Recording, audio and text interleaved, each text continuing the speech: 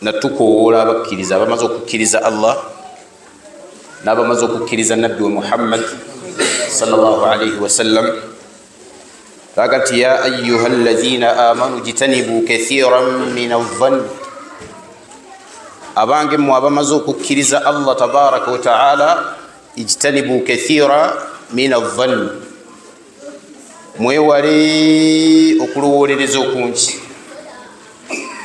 abawalimu baffe bwe baali batunuulira aye bagamba nti kathiran min adh-dhann kiina amakulu abiri esookera ddala ibtaidu an kathiri dhann mubeere wala nnyo n'okulowooza okungi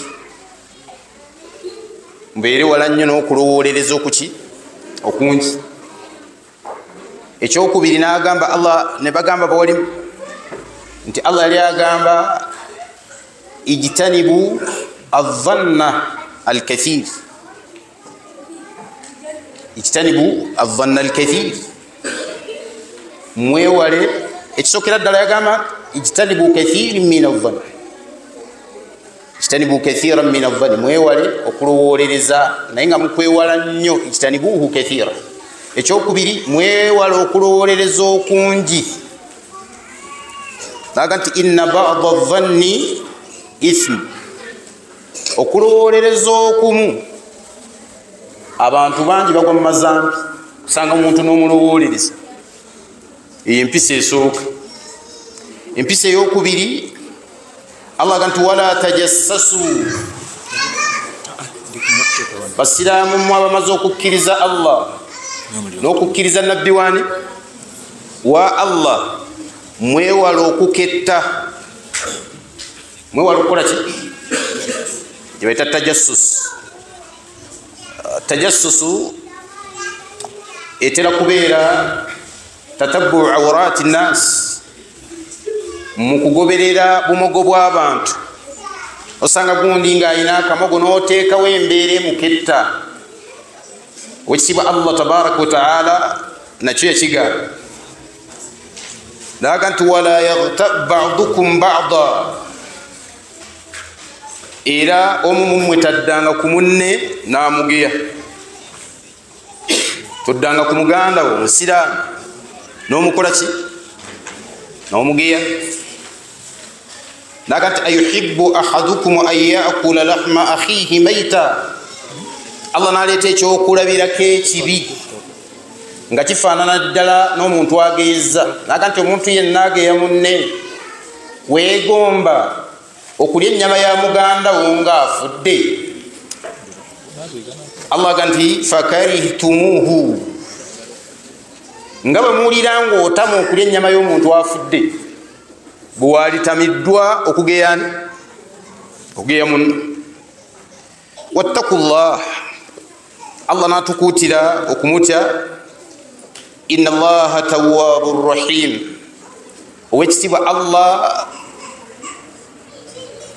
musonyi asonyiwa abantu abakoze tawuba gyali ate musaasizi nnyo eri ebitonde bye oba otunuulidde aya ezo oba aya eyo erimu emize esatu owekitiibwa Allah tabaraka wa ta'ala gyakingiriza oba gyeyeewaza abantu ba ummeeru nze naawe nga mwoli owekitiibwa Allah yatwewaza fe abantu ba ummeeru emize esatu mu aya nze naawe nga mwoli omuze ogusooka gwe muze ogw'okulowolereza omuze ogwokubiri gwe muze ogw'okuketta omuze ogwokusatu gwe muze ogw'okugeya naye emize ebiri sigenda wala nnyo egisoose tugenda kukwata nnyo mu topiki yaffe eno oba mu kusoma kwaffe kuno okutonotono tugenda kukwata nnyo ku muze ogusembyeyo ogwokumeka ogwokusatu ala wahiya alghiba kyebayita okugeya kyebayita okukola ki okugeya omuze gw'okugeya baganda bange gwa bulabe era buli muntu yali badde yeefaako okwetaasataasa okweyambayamba yeekomeko mu kugeya banne. Lwaki? Olw'ensonga ntosobola kusanga bantu basatu bana nga balina we bali okujjako nga wali wageya munne illa marruhim, okujjako Allah babakoze ki? Babasaasidde. Naye babayitako bannammwawo babiri basatu ogenda olaba nga bali bageya, ogenda okulaba nga benyeenya bwe bamutunuulira we bageya, benyeenya bwe bamutunuulira we bakola ki? Bwe bageya. Ate bwe kidde eri bamaama baffe abatali wano, Allahu akbar, bano abali wano tebatera kugeyageya, naye abasigaddeyo okugeya kwakola ki? Kwasukka. Kati wekitiibwa Allah agamba wala yaghtab ba'dukum ba'da, omusiraamu taddangaawo n'ageya munne, toddangaawo n'olaba munno n'omugeya. Allah natugamba nti ayuhibbu ahadukum an yaakula lahma akhihi maita. Allah yali atuyigiriza mpisa, laga nti gwageya munno wali weegombyeko okulya ennyama ya muganda wo nga afudde. Allah gamba fakarihtumu, nga bw'owulira ng'okitamwa weetamire ddala okugeya, toddanga ku munno n'omugeya. Okugeya kuliko ebyafaayo nga nabbi waffe Muhammad sallallahu alaihi wasallam ategeeza kimu nga Allah bwe yakitegeeza mu Qur'an. Oba otunuulidde mu Qur'an n'ekitiibwa Allah yaziiza okugeya fi tilka sura, mu sura y'emu. N'owekitiibwa nabbi Muhammad sallallahu alaihi wasallam yaziiza okugeya. Nabbi yayinako olutalo lumu lwagenda okulwana ng'ali ne basahaba bawerako bali mu congregation. Konvoyi yali nnene ey'abasahaba nga batambula. Fatakallama arrajulan fi irdi akhihim, abasajja babiri ne bagenda batandika okwogera ku munnaabwe nga bagenda bamugeya. Mu hadithi kyajjanga nabbi basahaba baga nti anna arrajulaini takallama fi irdi akhihim, abasajja babiri bageya munnaabwe. Kigambibwa bageya Maiz yali musajja yafuna obuzibu n'akemebwa ng'abantu ababulijjo, n'agenda mu kikolwa eky'obwenzi ekyobuseegu. Bwaseekuka n'ayenda neyereeta mu maaso g'omubaka Muhammadi sallallahu alaihi wasallam. Bwe yereeta mu maaso ga nabbi n'avuga nti omubaka wa Allah nayenze bantuuseeko haddi yange ey'obuki? Ey'obwenzi.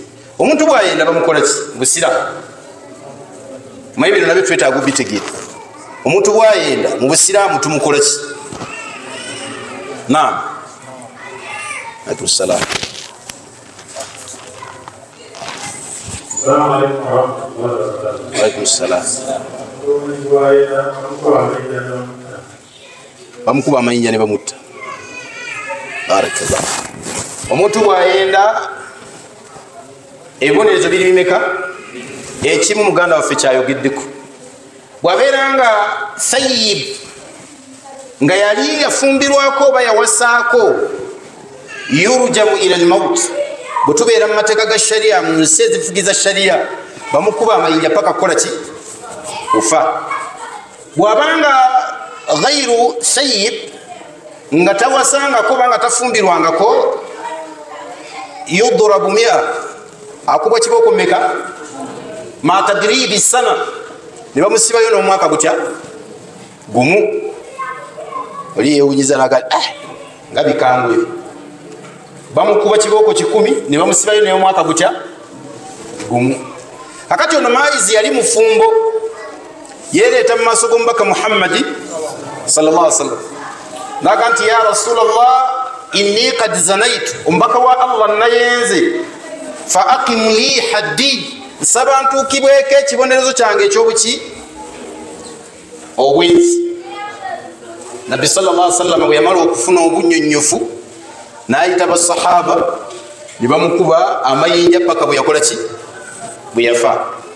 Kati bano babagenda mu lutalo nga batambula banyumya ku munnaabwe oyo ne bagamba nti satarahu llah, Allah yamubikkiridde. Ebigambo byebayo satarahu llah, owekitiibwa Allah tabaraka wa taala yamubikkiridde. Falam yazal binafsihi, n'agenda mu maaso n'okwereeta eri omubaka Muhammad sallallahu alaihi wasallam hatta rujima kama yurjamu lkalbu, okutuusa bwe yakubiddwa amayinja nga bwe bakuba embwa. Ekigambo kibayo fasami'ahum an-nabiyyu sallallahu alaihi wasallam, omubaka Muhammad yabawulira nga boogera ku munnaabwe ebigambo ebyo. Wabawulira nabbi baali batambula famarra ala jifati himar. Abawalimu abalala bagamba babaluwaata abalala bagamba nti nabbi sallallahu alaihi wasallam teyabawulira, wabula Allah yamussaako bubaka nga buli ku nsonga eyo yennyini nti waliwo abageeza munnaabwe. Kati nabbi bw'asanga omulambo gw'endogoyi n'ayimirira, fa awqafa jayshahu, n'ayimiriza ejjeeri. Bwe yamala nabbi sallallahu alaihi wasallam n'aga nti aina fulani wa fulani, gundi ne gundi muluwa. Ne bavaayo nga balowooza nabbi agenda kubakola ki. Ne baga nti labbaika ya rasulallah, tutunu mbaka wani wa Allah. Nabaga nti anzila wa kula jifata hadha alhimar, mukke wansi muli omulambo gw'endogoyo. Basahaba ne beewuunya nnyo ne bamuga nti ya rasulallah, owayigu mbaka wa Allah, yaghfiru llahu lak, Allah akusanyu. Man yaakulu jifata alhimar, ani ayinza okulya omulambo gwaki gw'endogoyi.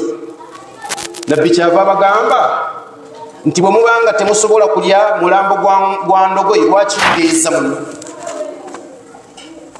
Kyava baga nti walladhi nafsi biyadihi, ndayiro oyo Allah tabaraka wa taala awaniridde omutima gwange, oba ampaliridde mu mikono gye. Yabaga nti kalaamukuma, ebigambo byammwe bimwogedde fi irdi akhikum, nga mugeya munnammwe, akbaru inda Allahi min aklatikum, ebirero okusinga ewa Allah okusinga min jifati hadha alhimar, okulya omulambo gw'endogoyi. Nga kyategeezaamu ki? Kyokugeya zambi ki? Zambi ddene. Olw'omuntu tateekeddwa kusemberera kugeya. Ne bw'olabanga munno ng'alina gwageya mukomeko, ngati munnaffe leka kugeya. Nabbi yali abataaliifu y'okugeya yaga nti alghiba dhikiruka akhak bima yakrahu. Yabuuza basahaba luna baga nti atadiruna mal ghiba, abaayi basiraamu mumanyi kye bayita okugeya? Qaalu Allahu wa rasuluhu a'lam. Bamuga nti Allah n'omubaka we bamanyi okukola ki? Okugeya. N'abaga nti alghibatu, kye bayita okugeya, dhikiruka akhaka bima yakrahu, kwe kwogera ku munno byatamwa. Sahaba omukyava yeesowolayo n'amuga nti ya rasulallah, owange gwe omubaka wa Allah, araaita in qultu ma fihi, olaba otya nga byemwogerako bituufu byenye? Nabbi sallallahu alaihi wasallam n'abagamba in qulta ma fihi, buli womwogerako ebyo byennyini ebimuliko, fakad bahattahu, oba omugeereza ddala. Wabantu bagamba naye nabyogedde nga byebituufu byennyini, ebyo byennyini byomwogeddeko ebituufu, oba omukoze eki? Oba omugeeza. Wa in qulta ma laysa fihi, ate bwomwogerako byataakoze. Yaga nti in qulta ma fihi, bwomwogerako ebimuliko, faqad igtabtahu, oba omugeeza. Wa in qulta ma laysa fihi, ate bwomwogerako byatayogedde, faqad bahattahu, obeera omutemeredde. Amakulu ebintu bibiri, waliwo okutemerera n'okugeya. Buli woyogera ku muntu nga kyomwogeddeko si kikye, teyakikoze, oba omukoze ki? Oba otemeredde. Era Allah akuwa zambi lyakutemerera. Ate buli womwogerako ekimuliko, kiba kitegeeza okoze eki kati bodda mu community zaffe byombi tubigatta omuntu ageya n'okutemerera nakola ki n'atemerera n'akugeya ate n'akwongerako n'obugambo ogulala guki ate noono gwe bawadde ebigambo ebyo naye n'ayongerako ebiki kyova olaba wekitiibwa Allah aga nti wala yaghtab ba'dukum ba'da omusiraamu taddangaawo n'ageyaani n'ageya munne okugeya kigambo kinene nnyo era nabbi sallallahu alaihi wasallam yaleeta obujulizi bungi mu hadith nga bukoona ku kugeya butereevu newa hadith eyankwatako nnene nabbi sallallahu alaihi wasallam yagaa nti riba kitegeezo okulya riba okulya emaali eyenyongeza nabbi yagaa nti arriba okulya emaali eyenyongeza oba riba oyo Allah bwe yaziyiza mu Qur'ani riba wekitiibwa Allah yamutugamba natuga nti ya ayuha alladhina amanu abange mwabakkiriza ittaqullah mutye Allah wadharu ma baqiya min arriba mwewale ebisigalidde mu riba Allah natugamba fa in lam taf'alu bwe muba muganidde okulya riba fa'dhanu biharbin min Allahi wa rasulihi mulangirire olutalo nti kati mulwana na Allah nani n'omubaka we akati mu hadithi eno nabbi sallallahu alaihi wasallam yagamba arriba bid'u wa sab'una huban kibaita riba kiina amazambi amanene 77 riwaya inalaga nti arriba bid'u wa sab'una baban riba aina emiryango 7 n'okweyongerayo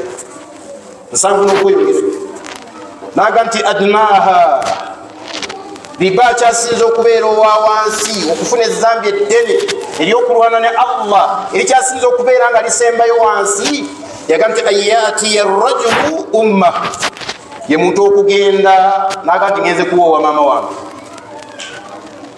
naga nti nze mu bantu bonna ngenda kuwoowa mwani ngenda kuwoowa maama wange nagamba ekyokubiri wa akbar riba ne riba kyasinza okubeera omunene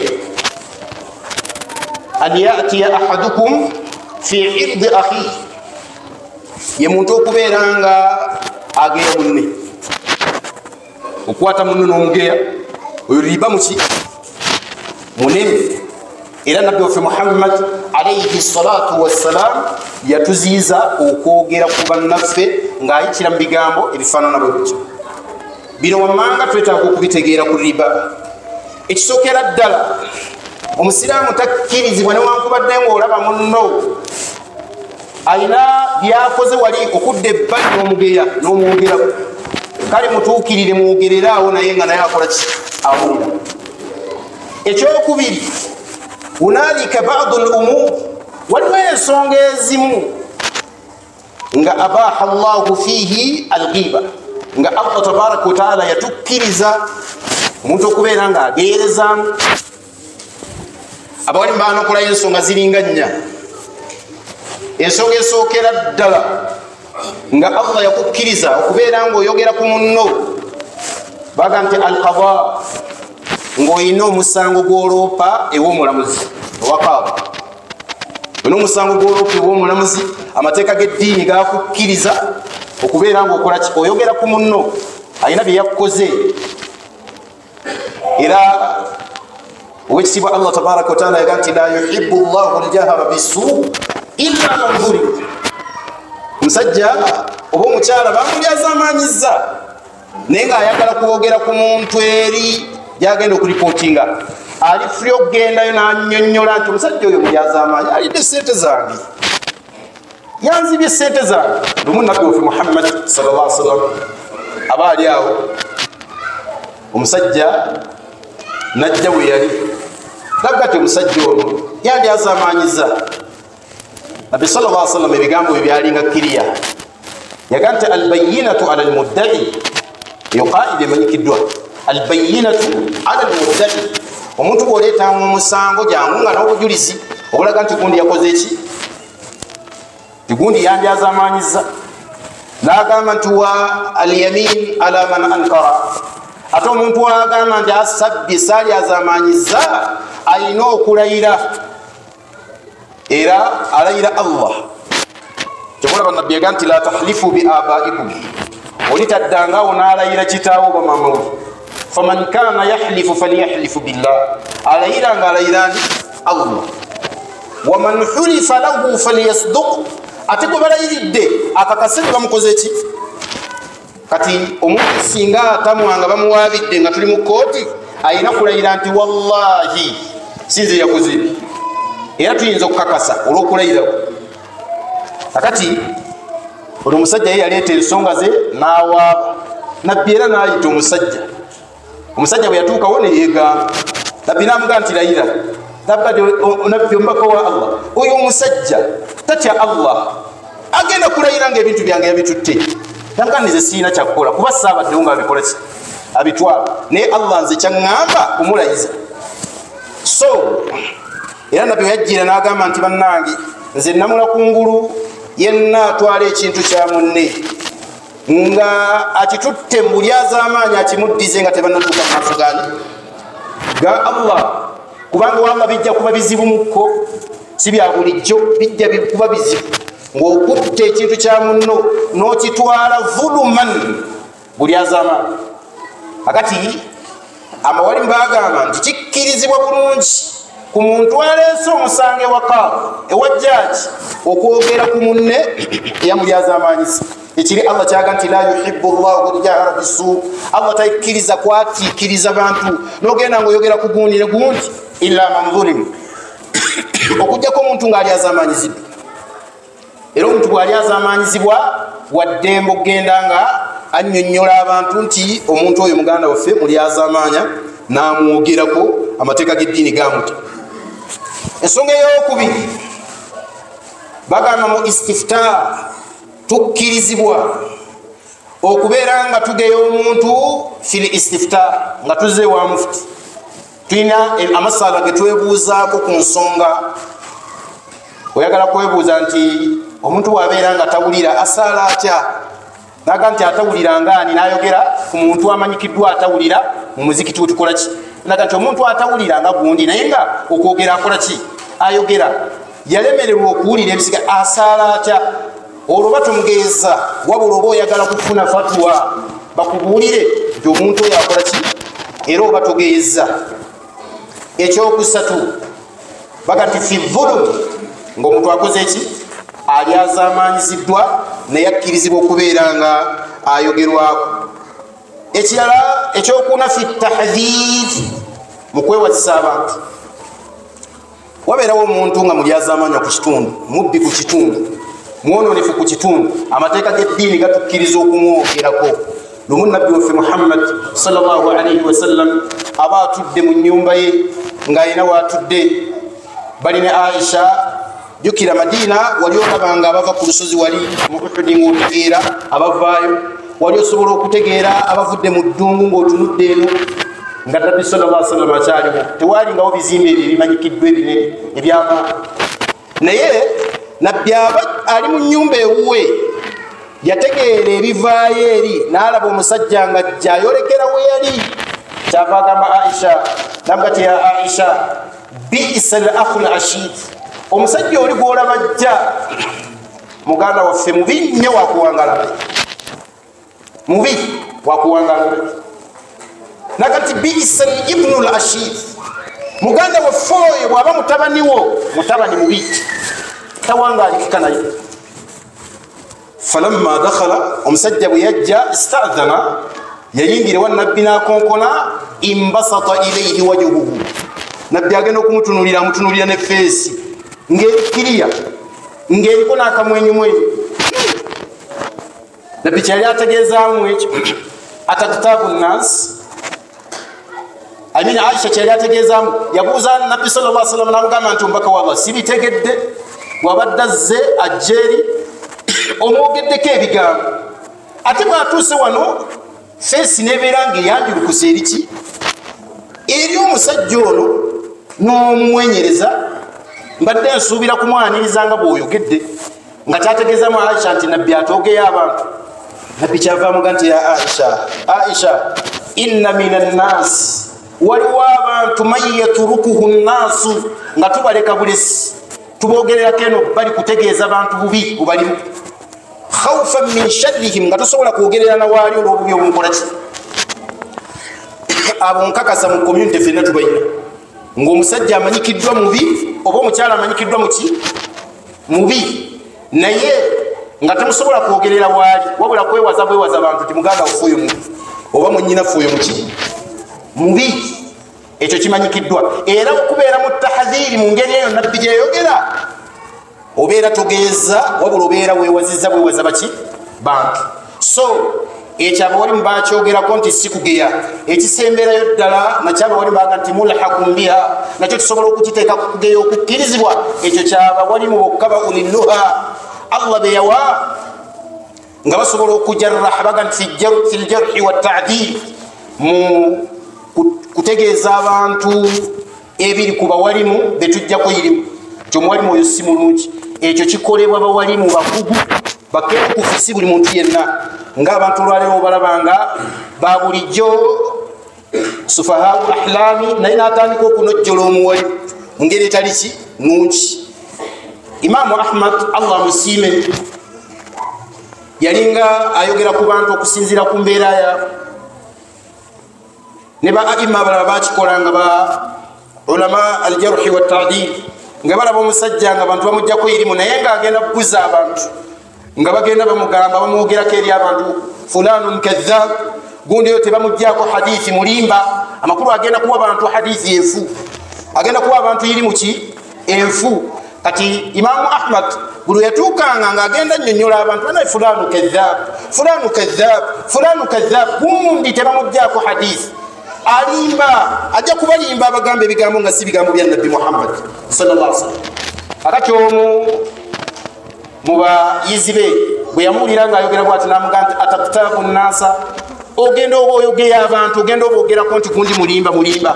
Kyava baga nti insakattu ana, bwe naasirika nze wasakata fulani, ne gundi naasirika wasakatta anta, naawe noosirika, famata yubayyanu lhaqu min albatil, amazima ganannyonnyolwa ddi abantu bakategeere nti kino ge mazima, kino kye kituufu, ono yateekeddwa okugibwako, ono si yateekeddwa okugibwako. Abawalimu ne baga nti mu mbeera efaanana bwetu, bwe tulabayo omuwalimu ng'agenda alimba abantu, agenda abagamba ebigambo ebitali bituufu mu ddiini, tukkirizibwa okufunayo omukugu mu ddiini asobola okubitegeera, najja alambulira abantu n'abeewaza omuntu oyo tyabaaye temumuyigako. Naye ekyo tekikolebwa buli mumu wa bulijjo, kikolebwa abawalimu aba ulunnuha, abakugu muki mu ddiini nga basobola okwetegereza. So ebyo byebimu ku bifo abawalimu bye baatunuulira, ng'oli asobola okwogera ku muntu byatamwa naye ng'aba tafunye zambi lya kukola ki yakugeya, naye okugeya Allah yakufuula haramu. Katusebyeyo na kino insha Allahu taala, waliwo kibayita at-tawbatu min al-ghiba, nenenyanja okuva mu kugeya. Musiraamu namugeya, namwogerako, nkola ntya okuva mu kugeyo, era naalikoze ntya ogati akankuveemu. Abawali bagamba nti ensonga ziri bbiri. Waliwo kye bayita istimaha, okugenda gyali watatlubu minhu samu, n'omusaba nti nsonyiwa. Istimaha nsonyiwa. Naye Ibn Taymiyyah Allah musiime yayogera ku kigambo ekyo, naga nti kiyinza okuvaamu obuzibu. Ogenda eri omusajja nga wamuvumavuma, wakola ki? Ye naga nti al istimaha la yakunu illa fil mal, okugenda eri omuntu okumusaba nti nsonyiwa kyalibadde ku maali yokka, naye ebintu ebisigadde ng'okugeya omuntu teyaligenze wa muntu n'atandika mugamba nti nsonyiwa, ayinza okuzimba omutima oluusi nakukubira nawo, yinza okuba byewamusaasaanyako nga byamubijjisa ekyalo kyonna. Kati nga buli wabijjukira agenda kukola ki? Agenda kukuyisaamu empyo, bayinza okukuba n'ejjambiya nakutta. Kati okugjawo ebizibu ebyo, ye Imaamu Ibn Taymiyyah Allah musiime yagala kisinga obulungi omuntu yalibadde nga takola ekyo, wabula bw'oba osobola okweŋŋanga n'ogenda n'omuganda wange nze yakugeya era nze yasaasaanya amawulire gano, naye nkusaba okole ki? Onsonyiwe awali bagamba ntikkirizibwa kubeera ng'okikola newankubadde nga bamu bakyaaba. Ensonga ey'okubiri talabu lahu lmaghfira, okumusabira Allah tabaraka wataala amusonyiwe ebbanga lyonna, wa an tadhkurahu bilkhairi, bw'obanga tosobodde genda mweŋŋanga ku bye wamwogerako, buli womusanga yitirira mwogerako birungi, yitiriza kubeera nga omusabira Allah amusonyiwe buli kaseera. Allah sonyiwa gundi, Allah saasira gundi, Allah musonyiwe. Oba oliawo Allah tabaraka wataala asobola okusinziira ku ekyo n'abeera nga naawe akuddiramu mu kugeya kuno kuwageya munno.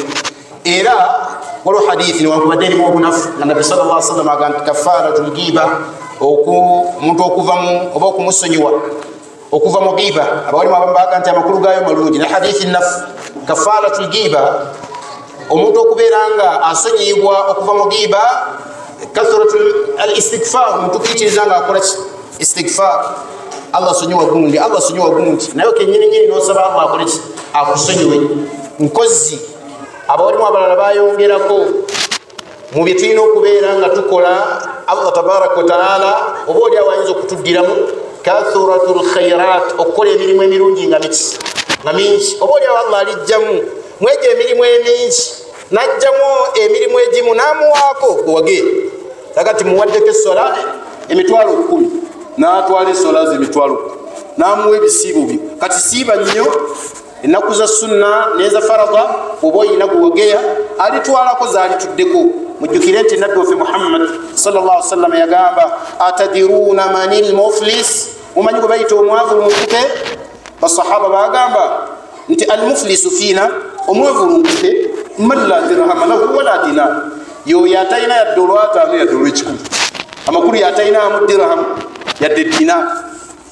Nabbi n'abagamba nti almuflisu fi ummati, gwe bayita omwavu lunkupe ku lunaku lwa qiyama, agenda okujja nga mwavu lunkupe nnyo, mayati yawma alqiyama, agenda okujja ku lunaku lwa qiyama bisalatihi wa siyamihi wa zakatihi, yasaala yasiiba ne zaka yajiwa, walakin naye qad shatama hadha, yavuma gundi, wa akala mala hadha wa qatala wa safaqa dama hadha, yayiwa omusaayi gwa gundi, aw kama qala alayhi salatu wassalam, fa ukhidha min a'malihi fayu'ta hadha wa dhaka, bakwate emirimu gye batandika okugigabanya. Fa in faniyat, bwe giriggwawo yukhadhu min dhunubihi, bagenda kukwata amazambi g'abantu bagaleete nga bagawoona abageya, bagaleete nga bagawoona eyamutta, bagaleete bakuteekeko ezambi ly'otaakola. Akati abawali baga nti omuntu bw'ayitiriza okukola emirimu emingi, oba oliawo Allah alikwatako mu egyo n'agiwoona gwe yageya. So okuva mu kugeya tulina kubeera nga tukola ekimu ku ebyo oba okuyitiriza ebintu ebyo Nabbi waffe Muhammad alayhi salatu wassalam byagenda akoonako, n'abawalimu baffe bagenda nga bakola ki bakoonako. Tukuutira abantu okwewalira ddala okugeya, kubanga okugeya kigambo kinene, ogenda kukusasulira mu maaso ga Allah. Ate nga community yaffe butikidde ebintu ebyo, abantu buli wobasanga bakugeya, buli oli wabayitako bakugeya. Tusaba Allah atutaase okugeya, tusaba Allah tabaraka wa taala atutaase okugeya, ate atutaase abantu baganda baffe betwageya. Tusaba Allah tabaraka wa taala ateke mu mitima gyabwe okusonyiwa, babeere nga batusonyiwa. Subhanaka Allahumma bihamdik, ashhadu an la ilaha illa anta, astaghfiruka wa